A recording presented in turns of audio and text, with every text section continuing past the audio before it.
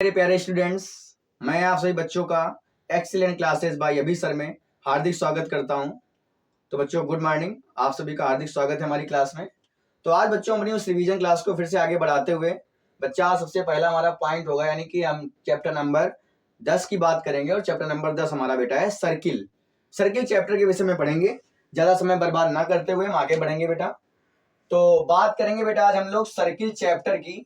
तो circle chapter यानी कि वृत्त चैप्टर जो हमारा है बेटा, इसमें सबसे पहले बात तो हम लोग करेंगे थोड़ा सा वृत्त के विषय में कि वृत्त क्या होता है, हमारा वृत्त की परिभाषा क्या होती है। हालांकि आप लोगों ने पढ़ रखा है, लेकिन मैं आपको सबसे बेस्ट परफॉर्मेंस जहां से निकलने वाली आपकी, मैं वो निकाल के आपका रिजल्ट बनाने वाला हूं। बस क्लास को देखते रहिए हमारे साथ। तो भैया सबसे पहले अगर बात करें वृत्त की बेटा, तो वृत्त में आपको क्या करना है, इसकी जो परिभाषा के अगर रूप में हम लोग समझें तो क्या होती है परिभाषा। तो आपको बेटा हमारी परिभाषा याद रखना है क्या होती है। तो बेटा किसी निश्चित बिंदु से, क्या बोलोगे, किसी निश्चित बिंदु से, क्या याद रखेंगे बेटा, किसी निश्चित बिंदु से। बेटा निश्चित बिंदु का मतलब मैं आपको ग्राफ बनाकर दिखाता हूं। एक हमारे पास बेटा कोई निश्चित बिंदु है, इस निश्चित बिंदु से किन्हीं बिंदुओं का एक बिंदुपथ है जो इससे समान दूरी पर होते हैं। बेटा क्या होता है, इस बिंदु से निश्चित दूरी पर जो एक बिंदु है, वैसे ही कई सारे बिंदु लगातार हमारे पास बच्चा ऐसे ही हमारे पास एक बिंदु पथ बना लेते हैं। क्या बना लेते हैं बच्चों, एक बिंदु पथ बना लेते हैं। बिंदु पथ मतलब बिंदुओं का एक रास्ता बना लेते हैं, इसी को बेटा बिंदु पथ बोलते हैं। तो मैंने क्या बोला, किसी निश्चित बिंदु से समान दूरी पर, निश्चित बिंदु से समान दूरी पर बिंदुओं का बिंदुपथ, बिंदुओं का क्या बोलेंगे बेटा, बिंदुपथ बोलेंगे। बिंदुओं का बिंदुपथ क्या कहलाता है, बिंदुपथ एक वृत्त कहलाता है बच्चा। एक क्या कहलाता है, एक भैया वृत्त कहलाता है, बस और कुछ नहीं हमारा बेटा वृत्त। तो वृत्त की डेफिनेशन अगर आपसे पूछी जाती है तो क्या बताएंगे बेटा, किसी निश्चित बिंदु से, किसी निश्चित बिंदु से समान दूरी पर, यानी समान दूरी पर जो बिंदुओं का बिंदुपथ होता है, यानी बिंदुओं के द्वारा जो पथ बनाया जाता है बेटा समान दूरी पर, इस बिंदु से समान दूरी पर अगर हर जगह से नापोगे तो समान दूरी ही आएगी। अगर इस बिंदु से समान दूरी पर ये बिंदु है, बेटा इसी जो बनाया गया वक्र है, इसको क्या बोलेंगे हम लोग बेटा, इस जो पथ बनाया गया इस पथ को बोलेंगे वृत्त बोलते हैं बेटा। क्या बोलते हैं, वृत्त। इस डिफिनेशन को आप याद रखेंगे अच्छे से बच्चों। बात कर लिया बेटा हमने वृत्त की। अब वृत्त के बाद किसकी बात करेंगे बच्चों, तो वृत्त के बाद बच्चों हम लोग बात करेंगे कि भैया ये क्या है हमारा, भैया जो हमने आपका बिंदु माना है बच्चों, यानी जो हमने जो निश्चित बिंदु माना है, यानी क्या लिखेंगे, जो आपने बेटा निश्चित बिंदु माना है अपने, उस निश्चित बिंदु को क्या कहते हैं, वृत्त का बच्चा केंद्र कहा जाता है।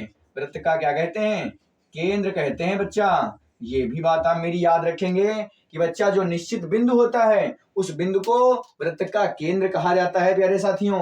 उसके बाद क्या समझेंगे बेटा, जो हमारा केंद्र है और जो हमारे पास जो बिंदुओं का बिंदुपथ है, यानी केंद्र, जो बेटा केंद्र माना है हमने, इस केंद्र और जो हमारे पास बिंदुपथ है ये, यानी बिंदुओं का जो पथ जा रहा है, इसके कहीं भी आप नाप दीजिए, यानी केंद्र और उस बिंदु के बीच की दूरी को क्या बोलेंगे, त्रिज्या बोलेंगे।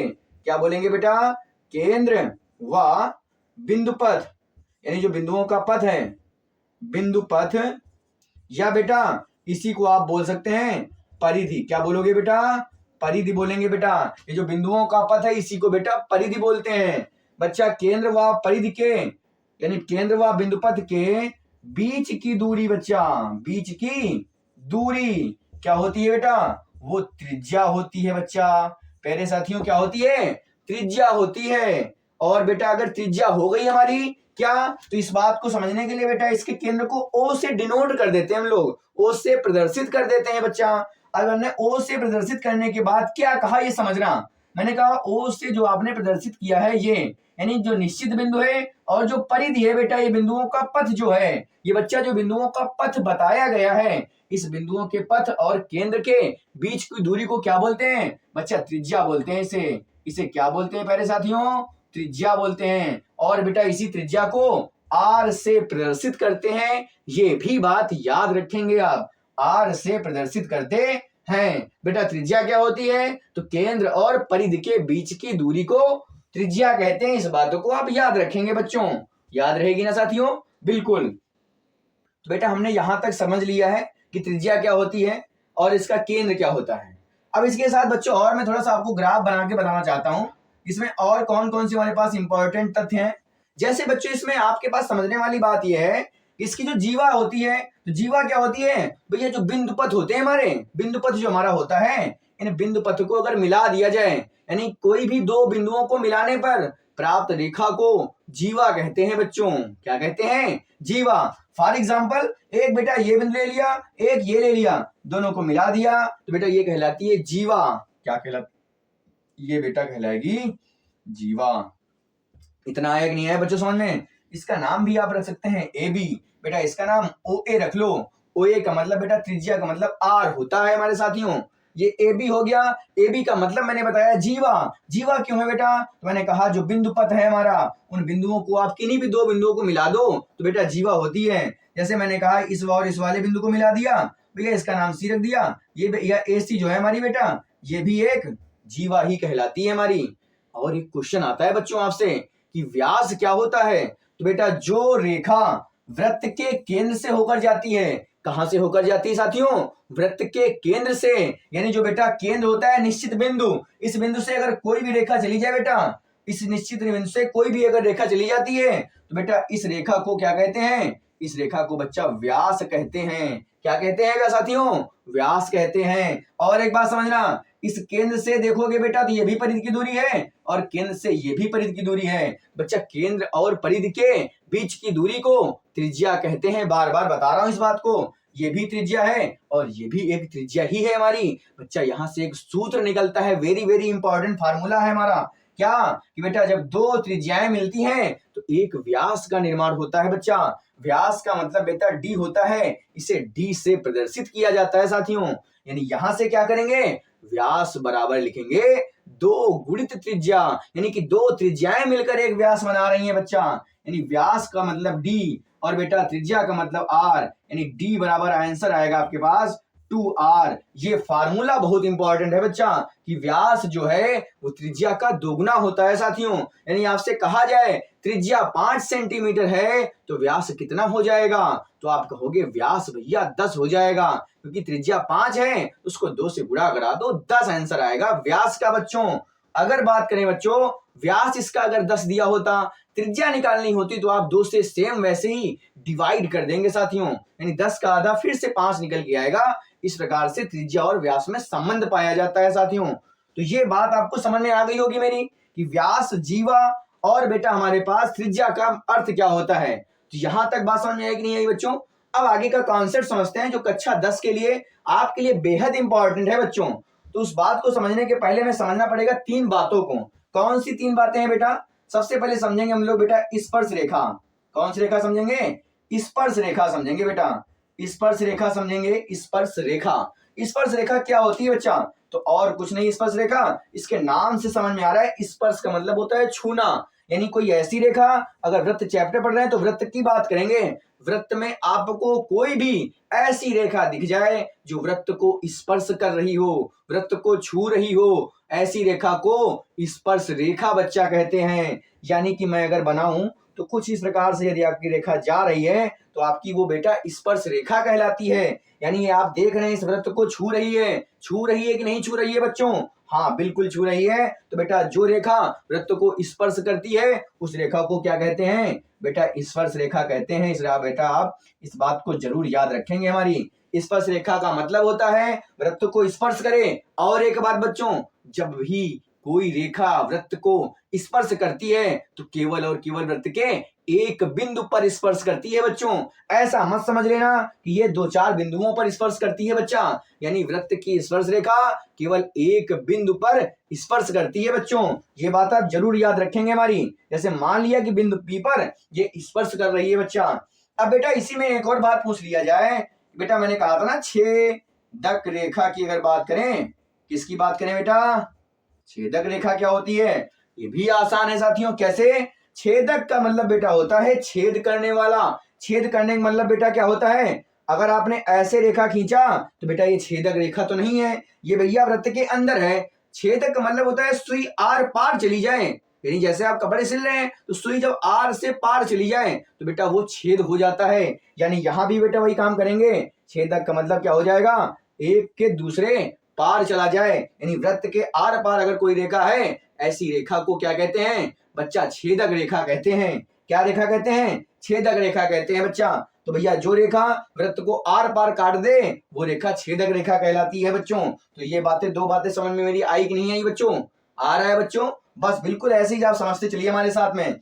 अब बेटा हमने ये समझ लिया कि छेदक रेखा क्या होती है और स्पर्श रेखा क्या होती है, तो दो बातें हमने समझी यहाँ पर। अब बेटा इसकी आगे की बातें समझते हैं कि और कैसे हम स्पर्श रेखाओं को खींच सकते हैं, या स्पर्श रेखा का काम क्या है। यहाँ पर देखें, स्पर्श रेखा जो होती है हमारी, टेंजेंट जिसे बोलते हैं बच्चा, तो आप टेंजेंट की बात करेंगे तो बच्चा स्पर्श रेखा की बात किया तो मैंने आपको सबसे पहला क्वेश्चन मेरा ये है कि बताइए बेटा यदि हमारे पास कोई भी वृत्त बना हुआ है तो उस वृत्त पर कुल कितनी स्पर्श रेखाएं खींची जा सकती हैं। बेटा मैंने क्या क्वेश्चन पूछा कि कुल कितनी स्पर्श रेखाएं बेटा मैं अगर इस पर खींचना चाहूं तो कुल कितनी स्पर्श रेखाएं मैं खींच सकता हूं, या आपसे बोलूं कि बताओ बेटा इसमें कुल कितनी स्पर्श रेखाएं हो सकती हैं भैया।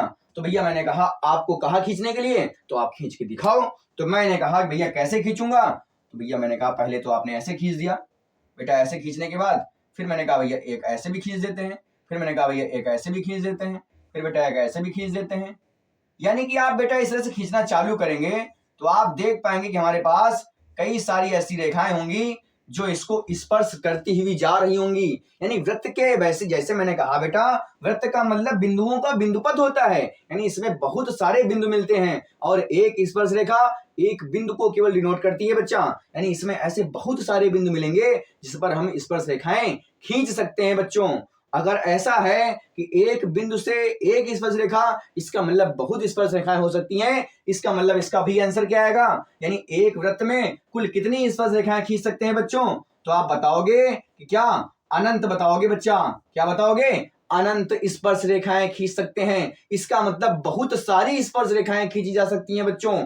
ये बात समझ में आ गई आपको। दूसरी बात बच्चा बताएंगे, यदि मैंने कहा कि अगर वृत्त पर मैंने कहा कितनी रेखाएं खींच सकते हैं तो आप कहोगे अनंत रेखाएं खींच सकते हैं, बहुत सारी रेखाएं खींच सकते हैं। लेकिन अगर मैं क्वेश्चन को बच्चा अगर थोड़ा सा बदलने का प्रयास कर दूं या थोड़ा सा बदल दूं और मैं आपसे कहूं बेटा ये बताओ यदि कोई वृत्त पर बिंदु, यानी क्या बोलेंगे, यदि कोई वृत्त पर बेटा कोई बिंदु अगर स्थित है, कोई बिंदु है तो उससे बच्चा कितनी स्पर्श रेखाएं खींच सकते हैं, उससे स्पर्श रेखाओं की संख्या कितनी होगी, स्पर्श रेखाओं की बेटा क्या पूछेंगे, संख्या कितनी होगी। स्पर्श रेखाओं की संख्या की बात करें अगर तो बच्चा अगर कोई बिंदु अगर वृत्त पर है तो आप समझिए जरा बात हमारी बच्चों। अगर मैंने कहा कि वृत्त पर कोई बिंदु स्थित है, इसका मतलब बेटा अगर इस पर खींचोगे तो आप केवल और केवल एक ही स्पर्श रेखा खींच सकते हैं। ऐसा क्यों मैंने कहा, अभी मैंने बताया बच्चों आपको, क्या बताया है आपको, तो मैंने आपसे ये कहा कि वृत्त पर जितने भी बिंदु होते हैं उन सब से एक एक स्पर्श रेखा हम खींच सकते हैं बच्चों, क्योंकि एक स्पर्श रेखा एक बिंदु से बनती है बच्चा, एक बिंदु को स्पर्श करती है। यानी कि अगर कोई बिंदु है वृत्त पर तो इसका मतलब यह है कि केवल उसी बिंदु से वो एक ही स्पर्श रेखा खींच सकते हैं। एक बिंदु पर बेटा दो स्पर्श रेखाओं का निर्माण नहीं किया जा सकता है बच्चों, इस बात को आप याद रखेंगे हमारी। यानी क्या होगा, इसका आंसर बच्चा आएगा एक। वेरी वेरी इंपॉर्टेंट क्वेश्चन है, एमसीक्यू में सीधा क्वेश्चन आता है पेपर में, वृत्त पर कोई बिंदु स्थित है तो बताइए कितने स्पर्श रेखाओं का निर्माण हो सकता है, तो आप आंसर बताएंगे एक। बेटा और क्लास को आगे बढ़ाते हुए मैं बात करूंगा अगले क्वेश्चन की, ज्यादा समय आपका ना लेते हुए अगले क्वेश्चन की बात करें। बेटा अगर वृत्त पर कोई बिंदु ना हो, अगर वृत्त के बाहर कोई बिंदु हो, क्या बोले बेटा, वृत्त के बाहर स्थित है अगर कोई बिंदु, बेटा वृत्त के बाहर कोई बिंदु है तो बच्चा आपसे पूछा जाएगा क्वेश्चन, वृत्त के बाहर कोई बिंदु है तो वही क्वेश्चन सेम आएगा बेटा, तो स्पर्श रेखाओं की लंबाई बताओ हमसे कहेगा क्वेश्चन में, स्पर्श रेखाओं की लंबाई बच्चा पूछेगा, स्पर्श रेखाओं की संख्या बेटा, सॉरी बेटा क्या पूछेगा, स्पर्श रेखाओं की संख्या पूछेगा हमसे। तो बच्चा आप कहोगे स्पर्श रेखाओं की संख्या की बात किया। फिर से वही बात करेंगे, क्या वृत्त के बाहर की बात किया। बेटा हमने कहा कि आपके पास सर्किल एक ऐसा बना हुआ हमारे पास, और इसमें हमसे क्या कहा जा रहा है कि वृत्त के बाहर कोई बिंदु है, यानी कोई बिंदु हमने मान लिया, ये यहां मैंने मान लिया बच्चों, वृत्त के कोई बाहर बिंदु मान लिया। वृत्त के बाहर आप कहीं भी मान सकते हैं, बिल्कुल हाँ मान सकते हैं। इससे कह रहा है वृत्त के बाहर से कितनी स्पर्श रेखाएं खींच सकते हैं। भैया मैंने कहा अगर खींचेंगे तो एक इधर से आप ऐसे खींच सकते हैं। कैसे खींचेंगे बेटा, बिल्कुल कैसे खींचेंगे, इस प्रकार से आप खींचेंगे तो एक स्पर्श रेखा ये खींच जाएगी। और बेटा अगर दूसरी की बात करेंगे तो बेटा आप दूसरी जब खींचेंगे तो आप क्या करेंगे, कुछ इस प्रकार से रेखा का निर्माण कर देंगे बच्चों। यानी हमने देखा कि बेटा अगर बिंदु P मान लें, इसको A मान लें और इसको B मान लें, तो बेटा बाह्य बिंदु से, यानी वृत्त के जो बाहर बिंदु है, बाह्य बिंदु भी बोल सकते हैं, वृत्त के बाह्य बिंदु से कितनी स्पर्श रेखाएं खींच सकते हैं। वृत्त के बाह्य बिंदु से वृत्त के बाहर अगर कोई बिंदु है तो उससे कुल कितनी रेखाएं खींच सकते हैं वृत्त की स्पर्श रेखाएं, तो केवल और केवल बच्चा 2 रेखाओं का निर्माण हो सकता है। ये भी क्वेश्चन याद रखेंगे, वृत्त के बाहर कोई बिंदु है तो बेटा 2 रेखाएं करेंगे। एक और क्वेश्चन बेटा इसका बनता है, यदि वृत्त के अंदर की बात की जाए बेटा, यदि वृत्त के, अब हमने बेटा बाहर की बात कर लिया, वृत्त पर बात कर लिया, लेकिन वृत्त के अंदर की बात नहीं किया, उसी की बात कर लेते हैं। वृत्त के अंदर बिंदु अगर है बेटा, तो वृत्त के अंदर अगर कोई बिंदु है तो बेटा स्पर्श रेखा कितनी हो जाएंगी, तो स्पर्श रेखाएं कितनी हो जाएंगी, तो आप कहोगे कि भैया अगर वृत्त के अंदर है, इसका मतलब हमारा कुछ चित्र इस प्रकार से बन जाएगा। बच्चा थोड़ा समझने का प्रयास करना हमारा। बेटा अगर वृत्त के अंदर कोई बिंदु है तो आप जैसे ही बेटा इस रेखा खींचोगे तो बेटा खींचने का मतलब आप कैसे भी खींचो उसको बेटा आर पार तो भेजना ही पड़ेगा। आर पार भेजने का मतलब बेटा कहा मैंने आर पार हो गई तो वो बेटा आपकी स्पर्श नहीं छेदक रेखा कहलाती है बच्चों। क्या कहलाती है, छेदक रेखा कहलाती है बच्चा। यानी इसका मतलब जो बेटा वृत्त के अंदर बिंदु है उससे जब हम स्पर्श रेखाओं की अगर पूछेंगे संख्या तो बेटा 0 होगा, क्योंकि जब भी रेखा खींचेंगे तो स्पर्श रेखा का तो निर्माण हो ही नहीं पाएगा। होगा किसका, बेटा निर्माण केवल और केवल छेदक रेखा का होगा। किसका होगा बच्चा, छेदक रेखा का निर्माण हो जाएगा, जो हमें बिल्कुल भी नहीं करना था। तो बच्चों मेरे प्यारे साथियों, यहां तक आपको बात समझ में जरूर आई होगी कि स्पर्श रेखाओं द्वारा कितनी स्पर्श रेखाएं वृत्त पर खींची जा सकती हैं। वृत्त के बाहर से वृत्त पर कोई बिंदु है या वृत्त के अंदर कोई स्थित बिंदु है तो वहां से कुल कितनी स्पर्श रेखाएं बन सकती हैं, यहां तक आपने देख लिया है। अब बेटा क्लास को आगे बढ़ाते हुए हम लोग इसकी प्रमेय की बात करेंगे। देखते हैं प्रमेय को। बेटा प्रमेय क्या होती है समझेंगे जरा। तो बेटा हमारे पास एक वृत्त बना हुआ है। बेटा वृत्त में आपसे कहेगा कि बेटा की स्पर्श रेखा यदि आपने खींच दिया तो हाँ भैया मैं आपको खींच के दिखाता हूँ, आपके तुरंत मैंने एक स्पर्श रेखा का निर्माण कर दिया है। बेटा जो स्पर्श रेखा होती है, मैंने कहा कि त्रिज्या जो होती है बेटा, क्या त्रिज्या, यानी स्पर्श रेखा और बेटा जो त्रिज्या होती है, स्पर्श रेखा और जो बेटा त्रिज्या होती है, इन दोनों के बीच सदैव जो कोण होता है बच्चा वो 90 अंश का होता है। ये बात आप जरूर से जरूर याद रखेंगे बच्चों, यानी इस पॉइंट को आप जरूर याद रखेंगे। स्पर्श रेखा बेटा जो हमारी स्पर्श रेखा है वह जो त्रिज्या होती है बेटा, क्या होती है, त्रिज्या के साथ सदैव बेटा कितने से कोण बनता है, के साथ सदैव 90 डिग्री का कोण बनता है बच्चा। सदैव कितने डिग्री कोण बनेगा, 90 डिग्री का कोण बनता है बच्चा।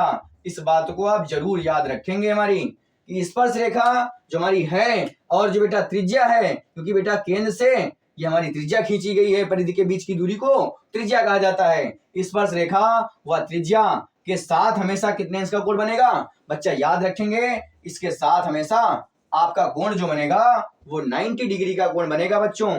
इस बात को आप जरूर याद रखेंगे, इसका प्रयोग बहुत ज्यादा लगता है। क्या प्रयोग है कि त्रिज्या जो है वो बेटा स्पर्श रेखा के साथ सदैव 90 अंश का कोण बनाती है साथियों, तो इसको आप जरूर याद रखेंगे। अगर बेटा बात करें इसके हम दूसरे पॉइंट की, तो बेटा दूसरे पॉइंट की अगर बात करूं मैं तो आपको एक और बात समझाना चाहता हूं बच्चा। मैंने कहा कि आपके पास वृत्त दिया गया है और वृत्त के बेटा कोई बाहर बिंदु स्थित है और इससे वृत्त पर स्पर्श रेखाएं खींची जाए। यदि बेटा अगर स्पर्श रेखाएं खींचेगे तो बेटा कुछ इस प्रकार से इसकी स्पर्श रेखाओं का निर्माण हो जाएगा हमारे पास। हाँ बिल्कुल हो जाएगा। इनका भी नाम रखता हूं P, A और बेटा B हो जाएगा यहाँ से। तो आपसे निर्माण में हमसे ये बताया जाएगा कि जो बेटा बाह्य बिंदु से जो आपने स्पर्श रेखाएं खींची हैं, यानी जो बेटा आपने बाह्य बिंदु से, क्या पूछा है बेटा मैंने, बाह्य बिंदु से जो बच्चा आपने स्पर्श रेखाएं खींची हैं बाह्य बिंदु से वृत्त पर, क्या बोलोगे, वृत्त पर खींची गई, क्या बोलोगे, वृत्त पर खींची गई। जो बेटा स्पर्श रेखाएं हैं, स्पर्श रेखाएं यानी जो बेटा स्पर्श रेखाओं की जो बेटा लंबाई होती है, यानी जो बेटा लंबी है, इनकी लंबाई जो है बेटा वो सदैव क्या होती है, बराबर होती है। इस बात को आप जरूर से जरूर याद रखेंगे बच्चों, क्योंकि बहुत इंपॉर्टेंट पॉइंट है हमारे लिए।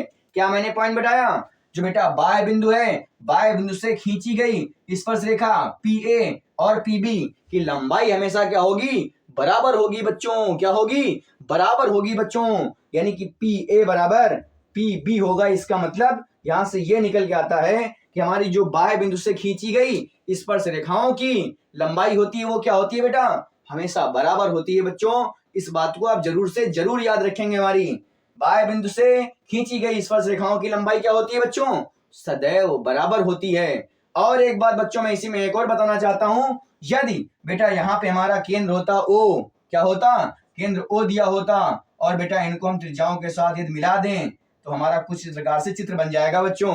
तो आपसे एक और प्रमेय निकल के आती है क्या, कि बेटा जो हमारे पास बाह्य बिंदु से खींची गई स्पर्श रेखाएं थी, उनके द्वारा जो केंद्र पर बनाया गया कोण है और जो बेटा बाह्य बिंदु से बनाया गया कोण है, इन दोनों का जो योगफल होता है वो सदैव 180 अंश के बराबर होता है।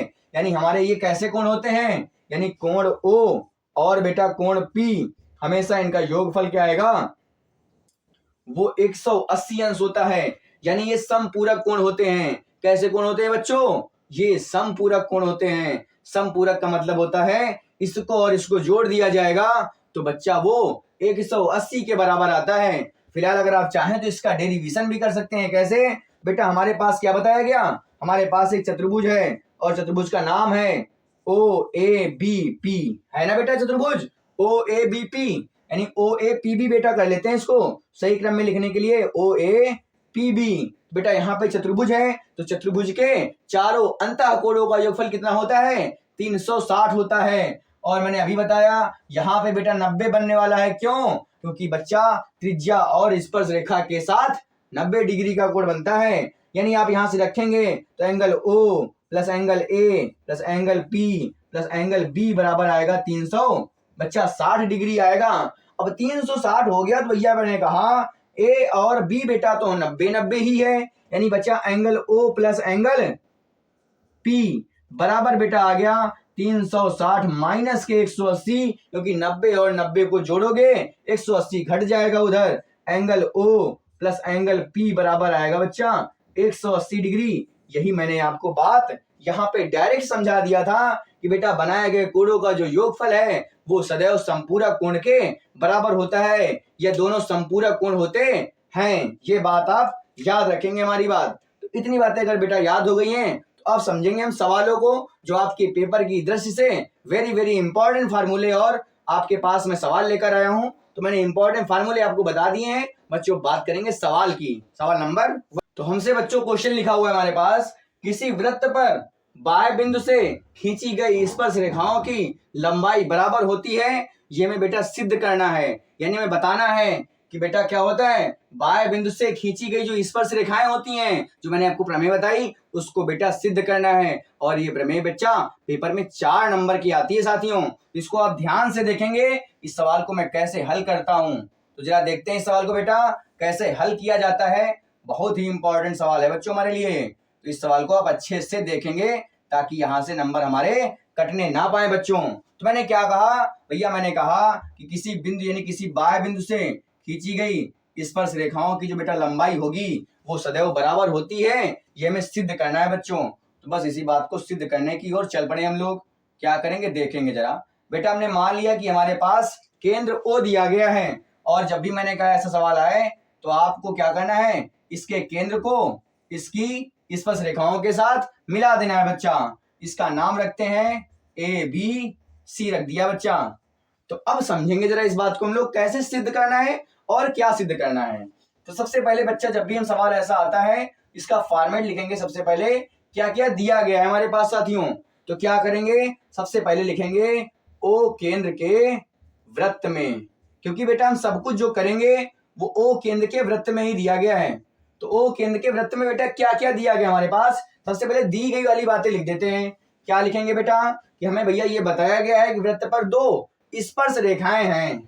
तो क्या बोलेंगे, वृत्त की 2 स्पर्श रेखाएं, यही तो बताया गया बच्चा। स्पर्श रेखाएं बताई गई हमको, कौन कौन सी बच्चा, ए बी व ए सी रेखाएं हमको बता दी गई हैं। वृत्त की 2 स्पर्श रेखाएं ए बी व ए सी हैं और केंद्र ओ मैंने पहले ही बता दिया। तो बच्चा ओ बी व ओ सी बेटा क्या है, त्रिज्याएं हैं वृत्त की, ये भी बात आपको बता दी गई है बच्चों। यहां तक इतनी बातें तो बता दी गई थी हमको। अब दूसरी बात समझेंगे हमारे पास, जो बेटा सिद्ध करना है। तो बच्चा हमें सिद्ध क्या करना है उस बात को जरा देखते हैं बच्चा। तो सिद्ध क्या करना है हमको समझते हैं इस बात को। तो बेटा सिद्ध ये करना है कि भैया जो हमारे पास जो स्पर्श रेखाएं ए बी और ए सी हैं ये बराबर है, हमको ये बात सिद्ध करना है बच्चा। तो ए बी और ए सी हमको बराबर लाना है, बस यही हमारा मेन आंसर लेकर आना है। आगे क्या करेंगे बेटा, इसको हल करेंगे, इसका आंसर कैसे आएगा जरा देखते हैं बच्चा। तो एक बात अगर कर दे बेटा, अगर हम लोग एक काम करें, यदि ए को बेटा ओ से मिला दिया जाए, क्या कर दिया जाए, यदि ए को ओ से मिला दें, यानी बेटा हमने यहाँ पे क्या कर दिया है बेटा, अपने मन से जो करेंगे उसे बोलते हैं रचना। यहाँ तो मैंने क्या कर दिया रचना में बेटा, ए को ओ से मिलाया, यही तो किया बच्चा हमने। हाँ बिल्कुल यही हमने कर दिया है। अब इसमें हल कर देते हैं इसका, यानी इसका आंसर कैसे आएगा ये बता देते हैं। तो बच्चे अगर ध्यान से अगर समझें तो हम लोग यहाँ पे समझने के लिए एक बात तैयार किया है। कक्षा 9 में हम लोग पढ़ के आए सर्वांग समता, उसी नियम से इस सवाल को हल किया जाएगा। हालांकि आपके पास लगाने के लिए बेटा 2 तरीके हैं इस सवाल को। एक तरीका तो ये है कि आपके पास बेटा यहाँ पे ये 90 डिग्री का कोण है और ये भी 90 डिग्री का बेटा कोण है, यानी यहां से आप समकोण त्रिभुज के परिभाषा से सवाल को भी लगा सकते हैं। दूसरा तरीका है सर्वांग समता के नियम से लगाएंगे। तो हम लोग बेटा सर्वांग समता का नियम का प्रयोग करेंगे ताकि सवाल थोड़ा सा जल्दी और आसान भाषा में लग जाए।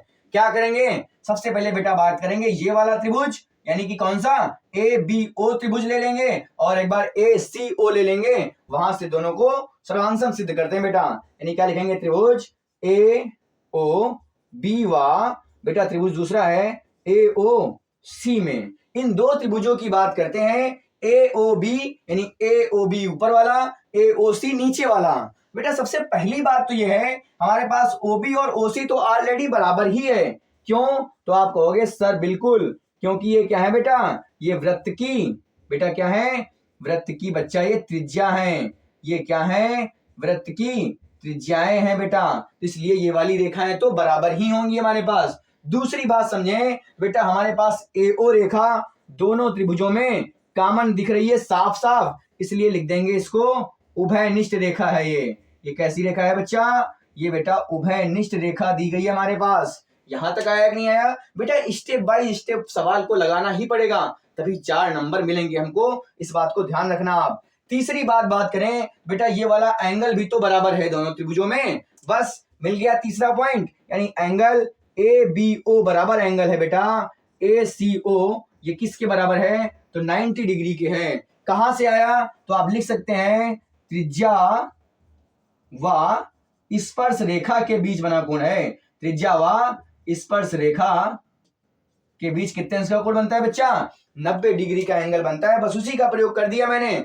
तो अगर बात करें बच्चा तो यहाँ पे कौन सी प्रमेय लग जाएगी, साइड एंगल, यानी कि बेटा क्या बोलेंगे, साइड एंगल, साइड प्रमेय से क्या बोल सकते हैं बच्चा, हमारे जो दोनों त्रिभुज हैं, यानी मैं इधर लिख देता हूं बेटा, तो दोनों त्रिभुज कौन से, यहां से लिखेंगे त्रिभुज ए ओ बी सर्वांगसम त्रिभुज है बच्चा, कौन सा, त्रिभुज ए ओ सी के। अगर ये दोनों त्रिभुज सर्वांगसम हैं तो बाई सीपीसीटी क्या कह सकते हैं हम लोग, बिल्कुल कह सकते हैं कि बच्चा हमारे पास जो ए बी रेखा है वो ए सी के बराबर है। यानी यही हमें सिद्ध करके बच्चों दिखाना था कि ए बी रेखा ए सी के बराबर होती है, जो मैंने आपको अच्छे से समझा दिया है। और इस बात को आप समझ भी लें, इस सवाल को आप देख भी लें कैसे लगाया गया है, और ऐसे ही सवाल से हम लगा के आएंगे तभी बच्चों आपको 4 के 4 नंबर मिलेंगे आपको पूरे, क्योंकि आपके स्टेप वाइज नंबर ही मिलते हैं बच्चों। आप तो इस सवाल को अच्छे से देख लीजिए, अच्छे से समझ लीजिए, ऐसा ही क्वेश्चन पेपर में आएगा। अब बच्चों हम लोग बात करेंगे दूसरे क्वेश्चन की, ताकि आपके क्लास में ज्यादा से ज्यादा क्वेश्चन हो सके। बात करेंगे दूसरे क्वेश्चन की। अब बच्चों हमसे सवाल में ऐसा चित्र बन के आ गया और हमसे क्या कर रहा है सवाल में कि भैया हमारे पास ये बताओ, यदि एंगल O बराबर दिया गया है, यानी एंगल POQ बराबर बेटा दिया गया है 110 अंश, तो बेटा हमसे मान पूछ रहा है PTQ का मान पूछ रहा है। वैसे तो बच्चों ये सवाल बहुत ही आसान है, क्योंकि मैंने आपको आसान भाषा में बताने का प्रयास भी किया है। क्या बेटा इसका सबसे शॉर्ट लॉजिक होगा वो समझते हैं बेटा। तो अगर बेटा इसको हल किया जाए इस सवाल को, तो कैसे हल करेंगे देखेंगे जरा।